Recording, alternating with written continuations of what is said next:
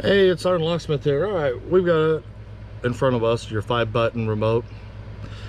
On this video, we're going to show you how to change the battery out. Should be a little quick task for you. Should be under 2 minutes. Make sure you have a flat tip screwdriver and a CR2032 battery for this. If your keyring is attached, go ahead and leave it on there.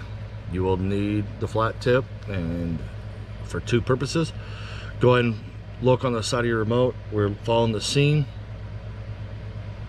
You notice you have this little indentation right here for a flat tip to fit in. Let's go ahead and put the flat tip in there. We're going to twist it, and you notice how it popped up on the front end. Go to the other side on this and just put your flat tip in over here and just push your flat tip in. You don't need to twist, you're just pushing it, giving that little wedge, and I'll show you the reason why. So we'll push it in, and now I'm just lifting the top part of the remote housing off, and let's pull the 2 parts aside. Now we've got it aside, apart. You got that little tab here, here, and here. Do not pry on those, so you'll want to come over to the side that doesn't have it and just put the corner of your flat tip in. Go ahead and lift it up. Battery came out.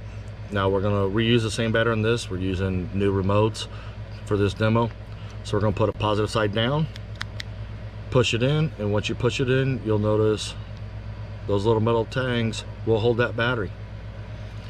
Now I made the comment about lifting up right here.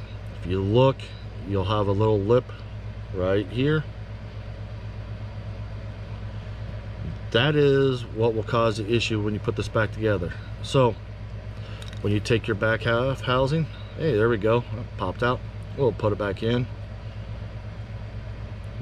Notice, no biggies, no worries. When that does happen, you just put it back in, make sure your piece sticks out. We're going to hook the top of it, and when you do, you notice how it just sits so nice. Now turn around, gently start squeezing the halves together.